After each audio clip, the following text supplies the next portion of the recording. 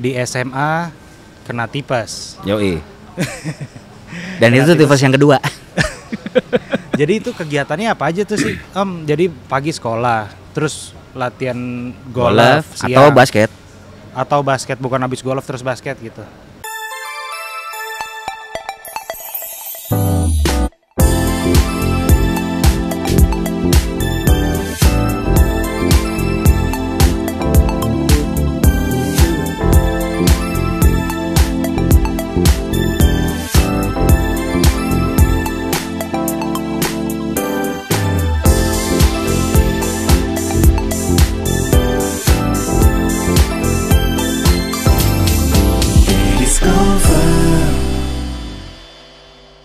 Ada yang hari beberapa hari yang begitu double gitu. Beberapa hari yang double. Karena basket kan rata-rata latihannya sore ke malam. Iya itu kuat. Itulah makanya jadi tifus. Oke.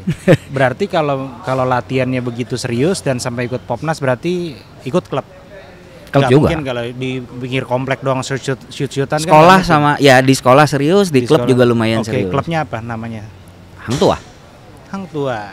Sekarang ada di IBL kan? Sekarang ada IBL-nya. Ada IBL-nya. Oke. Keren tuh Hang Tua. Jadi memang kalau memang misalnya nih ya, jalan hidup lu waktu itu nggak tipes, bisa jadi lu jadi pemain Hang Tua waktu itu di IBL. Mau divisi 2 kayak divisi 1 kayak pokoknya jadi pemain deh. Bisa iya, bisa enggak. Kita nggak tahu, tapi yang jelas waktu itu ini yang jadi salah satu dasar pemikiran saya, pertimbangan saya kenapa milih golf itu karena waktu itu kalau pertama waktu itu belum ada IBL. Jadi pemikirannya waktu itu mau basket mentok-mentok mau kemana sih gitu. Paling jadi timnas. Ya paling timnas, habis itu udah gitu kan. Itu pun susah kan. Itu pun kan berat, persaingannya satu negara dipilih cuma 12 orang. Sementara kita akhirnya pemikiranku simpel gini, Jess. Waktu itu basket baru sampai Popnas, sementara golf udah Platnas. Dari situ aja udah jadi peluang lah ya. Udah jadi ada indikator bahwa potensi yang mungkin bisa didapat itu lebih tinggi di golf dong. Betul. Gitu. Ditambah memang waktu itu dengan persaingan yang sangat sedikit di golf, lebih gampang. Jadi buat gue tuh lebih gampang, bukan lebih gampang ya, lebih besar, lebih peluangnya. luas peluangnya untuk bisa gue dapetin gitu. Betul. Dan ya alhamdulillah seiring waktu berjalan setelah gue decide untuk nggak main basket lagi, main basket hanya untuk fun aja. Akhirnya serius di golf. Dan akhirnya bener-bener boleh dibilang yaudah deh full time gue golf gitu. Sampai akhirnya cuman ada mengerucut ke pertanyaan abis ini mau gimana? Mau stay amatir atau mau pro? Karena waktu itu kalau boleh dibilang salah satu yang membuat gue tertarik untuk mendalami golf itu karena itu tadi ada seri turnamen yang Jawa Bali Circuit itu. Ya, salah satu Jawa Bali Circuit di luar dari turnamen-turnamen internasional lain. Kayak ada Indonesia Open, waktu itu banyak turnamen, ada Maruman Master, ada yang Omega Tour apa segala macam. Ada cikal bakalnya Indonesia Master waktu itu, Mizuno apapun lah gitu waktu itu. Jadi banyak turnamennya. Mungkin kalau di jumlah bisa 20 setahun. Banyak 20 guys. Bisa lebih. Dan itu banyak. Itu berarti tahun-tahun segitu 90-an itu ya. 80-an ke 90-an awal. Ya. Itu lagi rame-ramenya turnamen di Indonesia ya. Sampai boleh dibilang malah teman-teman yang dari luar itu termasuk yang dari Thailand mereka mainnya ke sini. Thailand, Malaysia, Singapura mainnya di sini. Main di tur lokal. Mainnya di tur lokal Indonesia. Berarti karena terkenal tur kita ya. Kayak teman-teman sekarang yang pada main tur di luar gitu. Terbalik gitu. Cuman posisinya ya dibalik aja gitu. Sekarang kita yang keluar, kalau dulu orang yang datang ke sini. Karena itu tadi justru disitulah plus ditambah ya tadi dengan saya berada di lingkungan pro Indonesia pada saat itu, dimana ya kalau kakek saya main kan pasti saya ikut. Boleh dibilang hampir setiap saat saya ikut. Nah pada saat saya ikut itu tidak jarang itu calon-calon pro itu dites langsung oleh almarhum kakek saya. Nah saat itulah saya berkenalan dengan mereka. Termasuk yang sekarang punya nama-nama besar itu, yang paling saya ingat banget itu Pak Bang Maan Nasim. Jadi Bang Maan Nasim waktu tahun 80, saya lupa tahun 80 berapa itu, pertengahan 80-an lah. Jadi sebelum saya berangkat ke Junior World, kita latihan di Jagorawi. Main sama Bang Maan. Jadi rupanya waktu itu saya nggak tahu, cuman ternyata pada saat hari itu memang almarhum kakek saya itu ngetes Bang Maan. Udah cocok belum jadi pro. Emang bagus dia mainnya dulu ya. Ya main santai-santai aja 68, 69 waktu itu. Jagorawi lagi. Di Jagorawi lama gitu. Memang home base-nya kan di situ dia dulu. Ya singkat cerita disitulah awal perkenalan saya dengan dunia pro. Dengan dunia pro ya, karena lingkungan itu. Lingkungan jadi pro ya. dulu kan yang namanya anggota pro itu kan ada kartu tuh. Iya. Yang tanda tangan kan almarhum kakek. Iya. Nah di rumah tuh saya yang bagian nyortir tuh ceritanya. Mana yang udah tanda tangan apa belum? Terus ada beberapa kartu yang belum ditanda tangan. Saya tanya kenapa? Alasannya ini belum siap katanya. Ini jelek mainnya. Oh gitu. Jadi ada waktu itu. Jadi kalau boleh dibilang sorry ya teman-teman senior nih pro senior kalau waktu itu kartunya agak lama tuh gara-gara saya bilang ayo udah. Salah satunya itu ceritanya. Ini behind the scene-nya nih. Oh gitu. Jadi emang zaman dulu kalau sekarang kan pro ada namanya playing ability test, ada PAT. Kalau dulu langsung dites sama pengurus gitu. Langsung dites sama pengurus. Dan setelah dapat kartu pro pun mereka begitu ke turnamen mereka nggak langsung bisa dapat hadiah. Oh gitu. Ada persyaratan tambahan di mana mereka di turnamen yang mereka ikutin turnamen pertama yang mereka ikutin, mereka harus break 300 dulu total skornya. 4 hari. Itu berarti 75 average-nya per hari. Yes. Gitu ya, 75 jadi per hari. 3 kali 4 12 over 12 totalnya. Kalau belum break 300, biarpun dia lolos cut off, dia belum boleh terima uang. Oh gitu. Terus dia main sampai dengan dia bisa break 300. Oh, itu kayak Monday Q-nya sebenarnya. Ya, antara mungkin kalau dibilang kalau sekarang kayak Q School deh. Iya. Q School juga kan kita sekarang dibatasin kan. Betul. Nah, kalau dulu kita mereka membuatnya seperti itu. Oh gitu. Tapi dibarengin sama turnamen yang sama turnamen yang ada. Jadi mereka tetap bisa main, tetap mereka bisa ini, tapi harus dapetin 300 dulu. Setelah break 300 nggak masalah. Mereka tetap baru normal. Dapat ranking berapapun, skornya berapapun mereka tetap dapat hadiah. Jadi memang itu salah satu cara mereka untuk bisa untuk meng-catch up. Dan disitulah kelihatan kualitas pemain waktu itu. Gitu. Nah, ya kembali ke cerita saya tadi, karena saya ada di lingkungan situlah akhirnya saya sering main sama mereka sampai di tengah waktu itu saya mulai sekali 2 kali ikut turnamen pro. Status amatir. Sebagai status masih junior. Umur berapa waktu itu? Pertama kali gitu ya belasan lah, umur 14 gitu ikut main. Disitulah akhirnya muncul motivasi tersendiri untuk bisa mengejar para pro ini. Ada satu bahasa tuh yang saya ingat terutama ke Bang Man, nggak tahu kalau Bang Man ingat apa enggak. Saya pernah ngomong sama dia tuh, ingat, awas ya, gue gede gue kalahin lo. Itu pernah saya ngomong begitu. Iya. Sampai akhirnya setelah berapa tahun saya udah jadi pro, baru saya bisa ngalahin dia dan dia ngomong, saya ingat banget dia ngomong, akhirnya bisa juga lo ngalahin gua.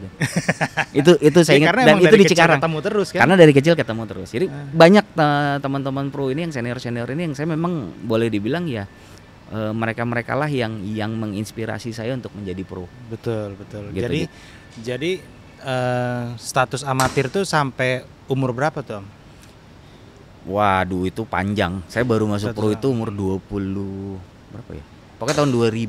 Waktu saya di Amerika tahun 2000 tuh saya masuk pro. Tahun 2000 baru masuk pro. Oh gitu. Jadi umur belasan tuh masih status amatir. Nah, sebelum masuk pro nih. Kan tadi cerita berangkat ke Junior World. Yeah. Habis itu main PON enggak waktu itu? Main SEA Games kayak gimana tuh ceritanya?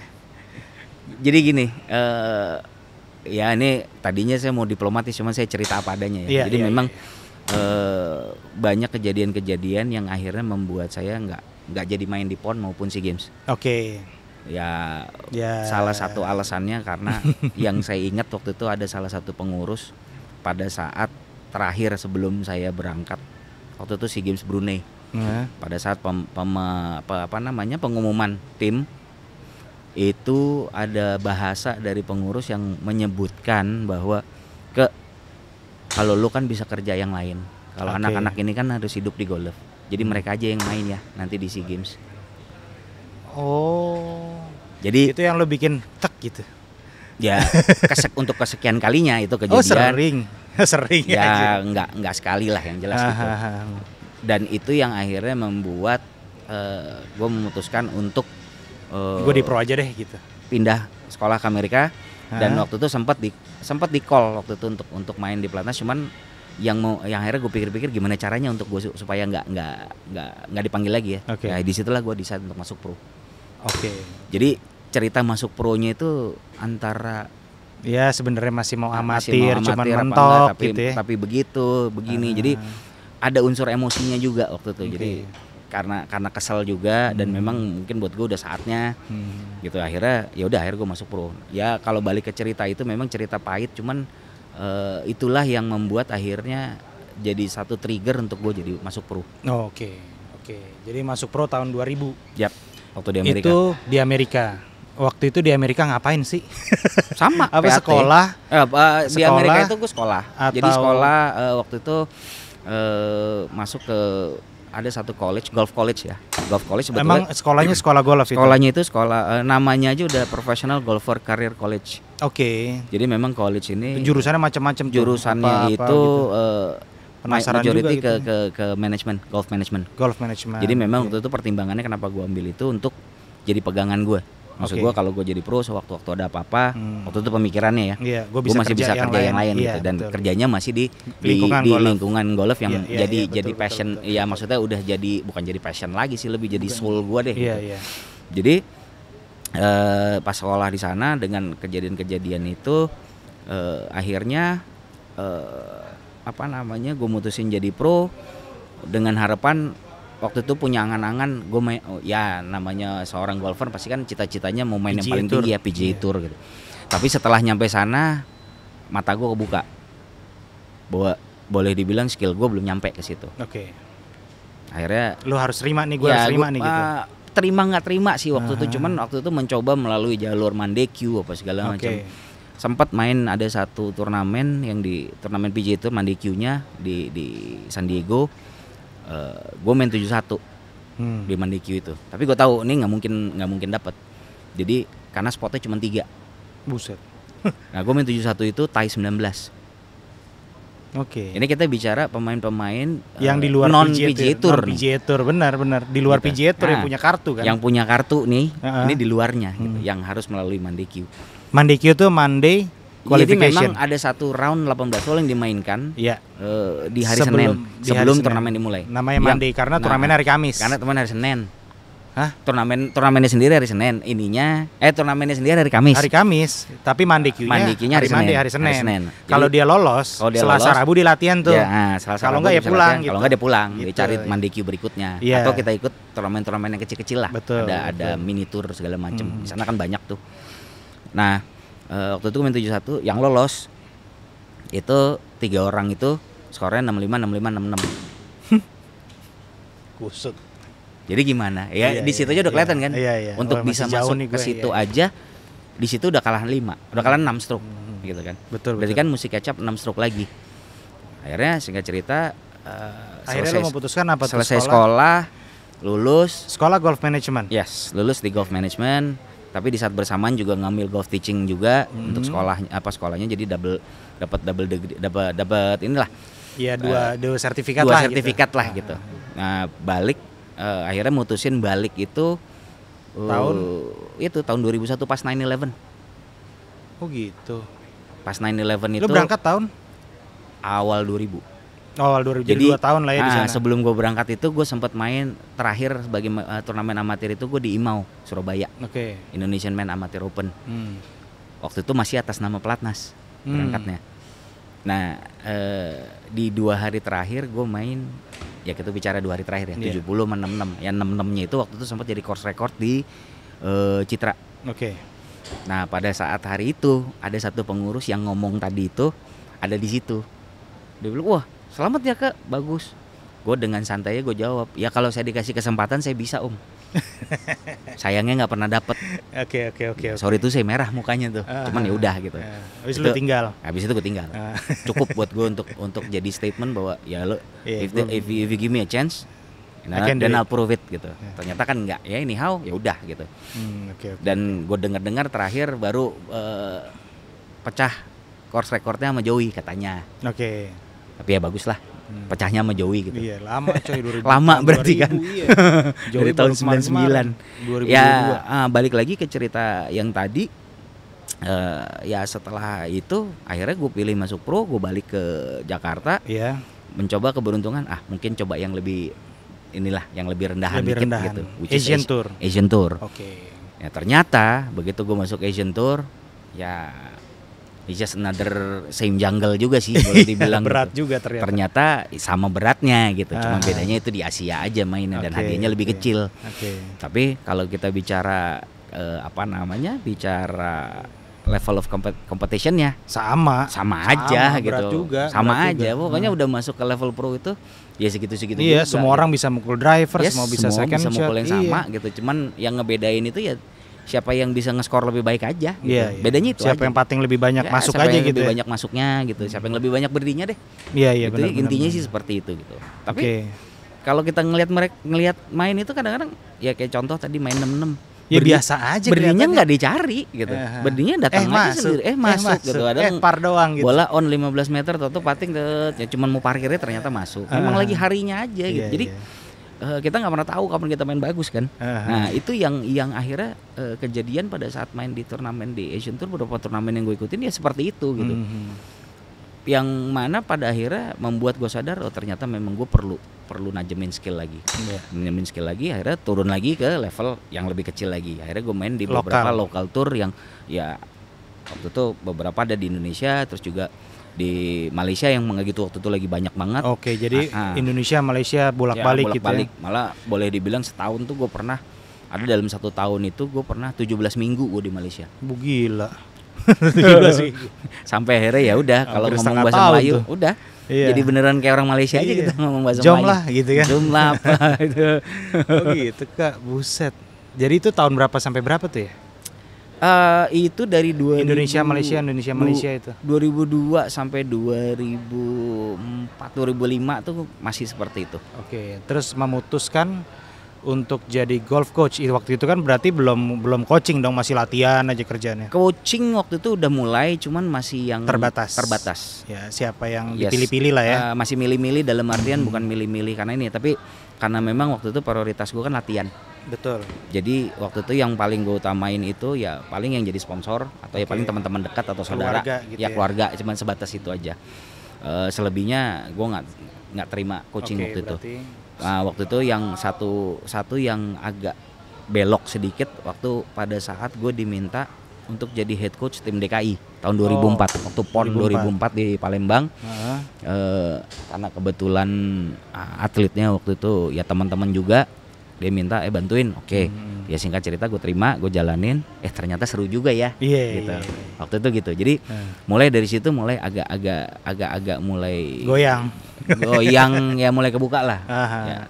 Coaching enak juga ya. Coaching gitu ternyata seru juga ya. Ya enak dalam arti seru ya. Jadi another challenge yang mungkin baru ketemu waktu itu. Ya akhirnya mulai dari situ udah mulai nambah. Tapi masih touring juga? Touring masih. Akhirnya jadi yang sampai full touring berangkat itu sampai tahun berapa sih, Am? 2000 sebetulnya sih kalau sampai 2008 2009 masih ya. Cuman waktu 2006 itu gue sempat off itu karena cedera. Cedera, terus gue akhirnya sempat comeback sampai akhirnya decide untuk full berhenti itu 2013. 2013 itu karena ya hati masih pengen, sampai sekarang pun hati masih pengen. Cuman badannya nggak mampu. Badannya nggak kuat. Ini pertanyaan nih yang banyak orang tanyain.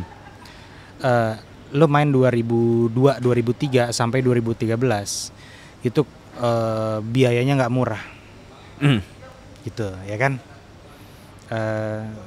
Sedangkan berangkat terus-terusan gitu. Hadiah pun, uang hadiah ya, apalagi Asian Tour, lokal tour itu nggak, istilahnya kalau orang Betawi itu nggak kecandak tuh, maksudnya nggak ketemu gitu ya. Habisnya sekian, dapatnya sekian, habisnya sekian, dapatnya sekian. Kalaupun lagi bagus sekali ya sekian, itu lebih dikit. Tuh nyiasatinnya gimana sih?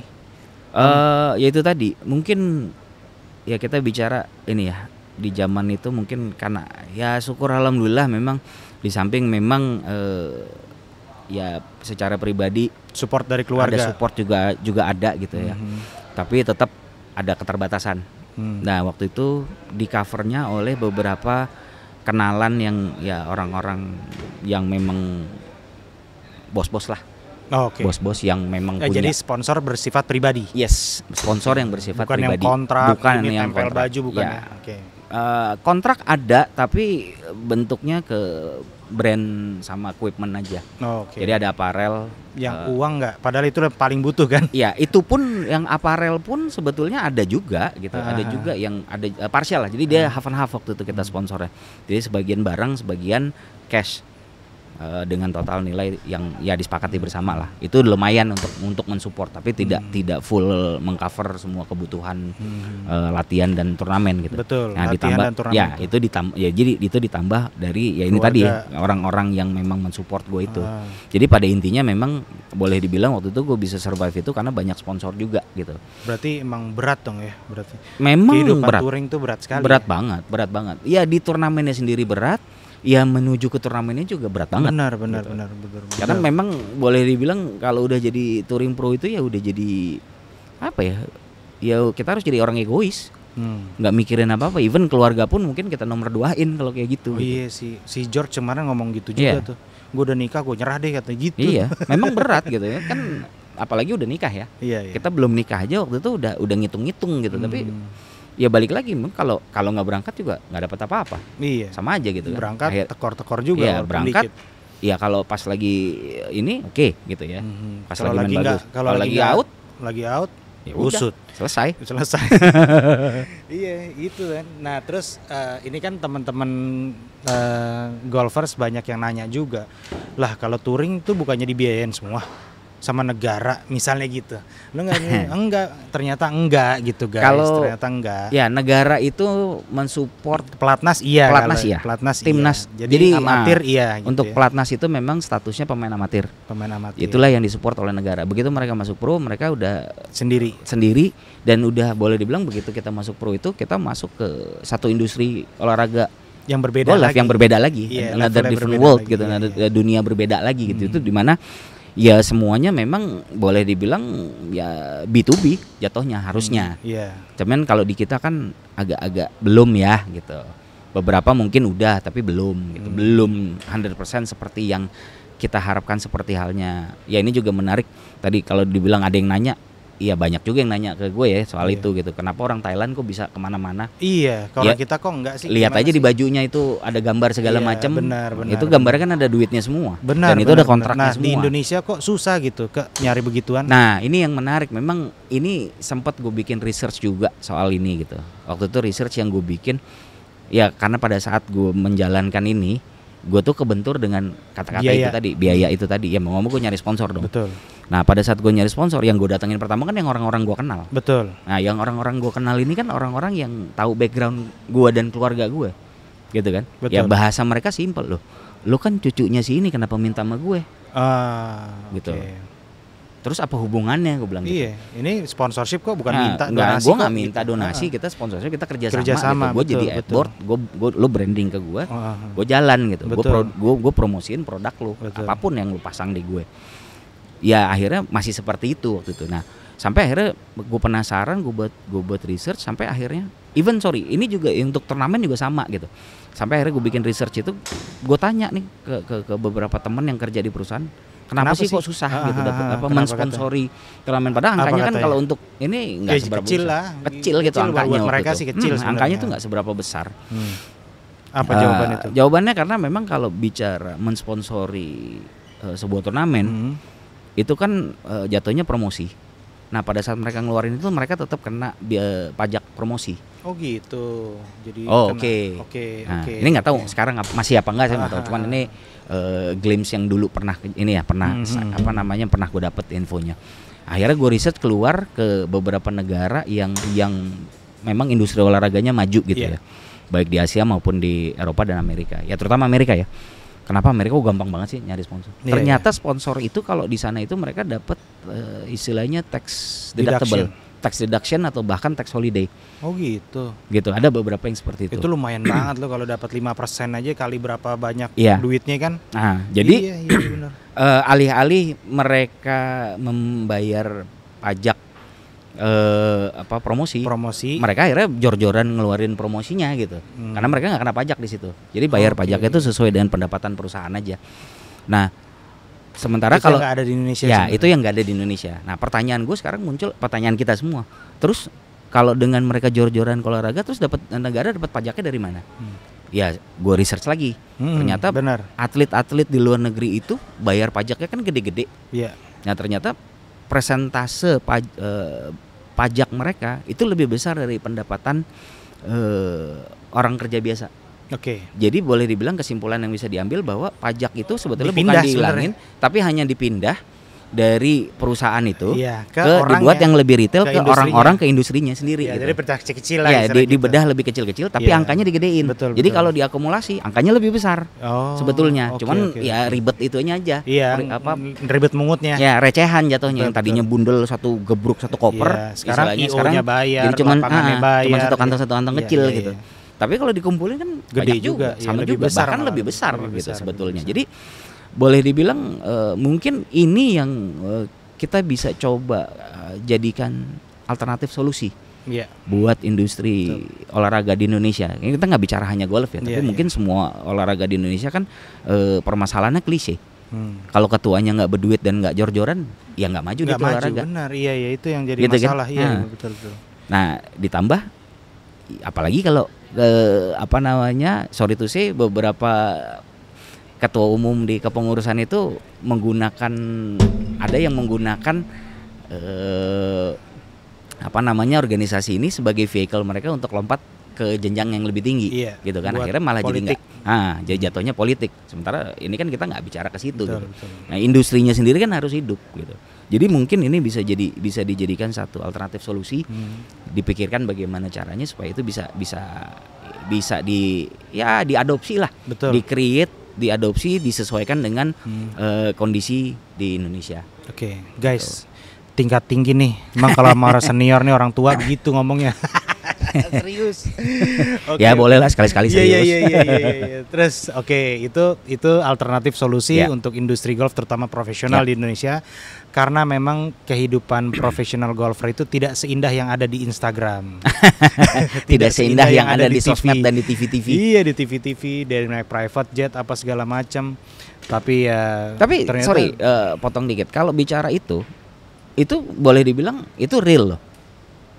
Real apa nih? Real dalam arti bahwa seorang atlet golf di luar ya, mereka kemana-mana pakai private jet itu real.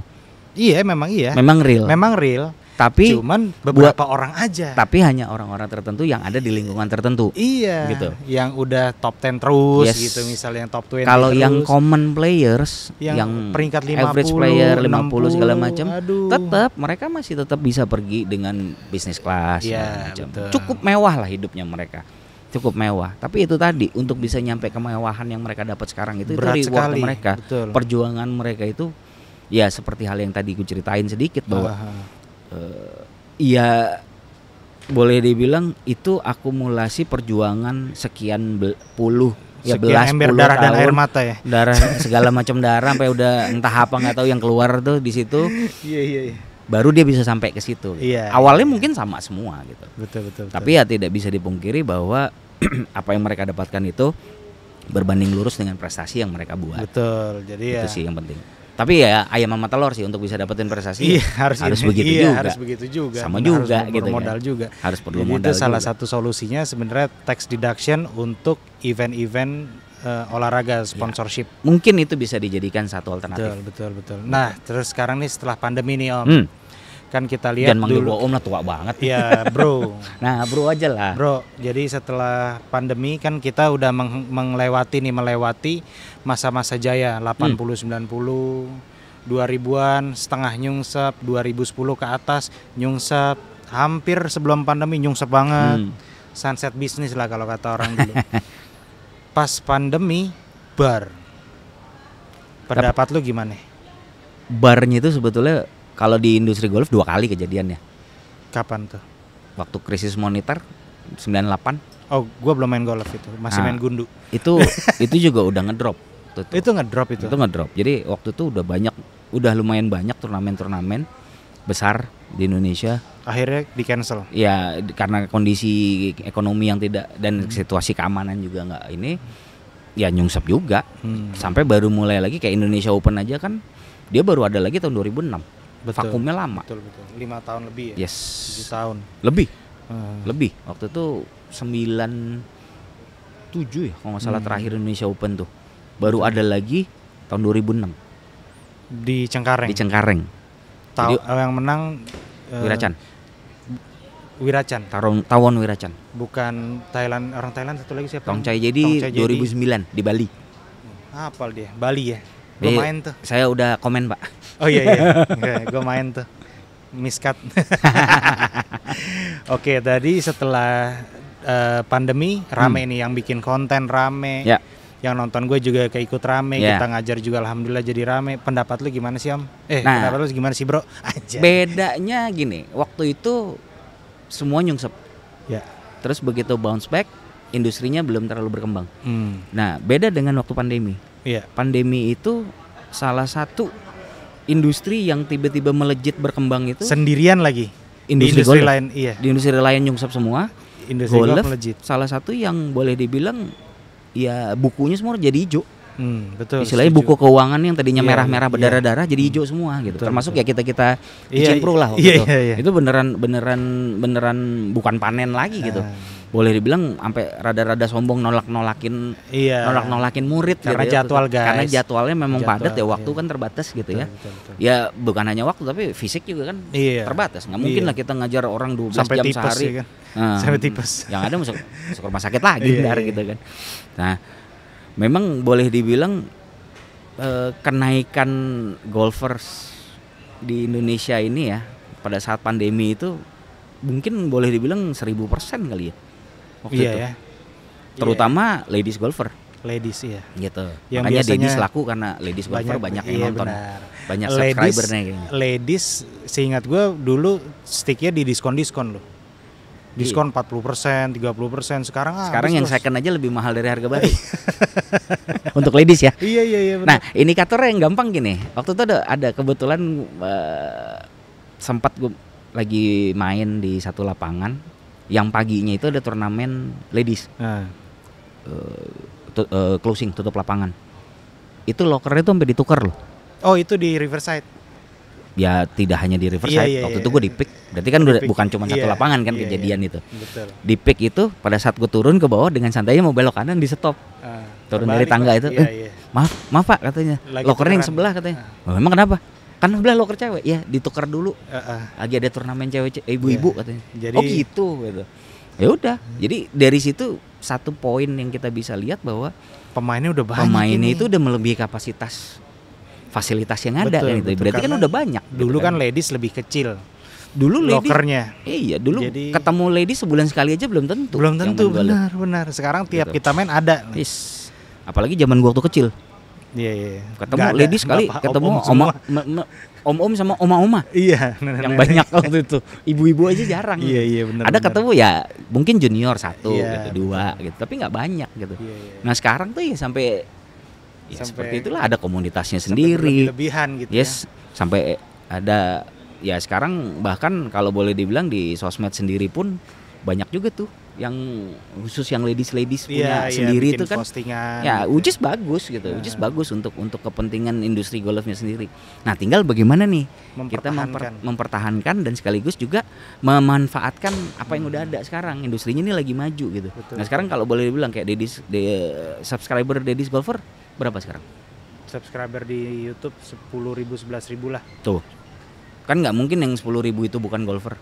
Iya, ngapain nonton ladies, ngerti juga enggak gitu kan, istilahnya gitu. Atau paling enggak punya keinginan untuk belajar golf. Nah, itu kan boleh dibilang itu dari Dedi sendiri. Kita nggak tahu dari yang lain gitu kan. Ambillah kita sebut lah mungkin 60%-nya dari itu subscribe juga di sosmed yang lain. Betul. Iya kan? Berarti kan 4.000. Anggaplah gitu. Ya masing-masing punya 4.000, kalau ada 10 konten apa namanya konten creator golf 40.000. Udah 40.000 golfer yang kelihatan gitu. Nah, sementara lapangan golf sekali nampung cuma bisa 300. Itu juga pagi siang. Iya. 300 pagi siang. Jangan pagi sore ya. Iya. Nanti iklan kita. Iya.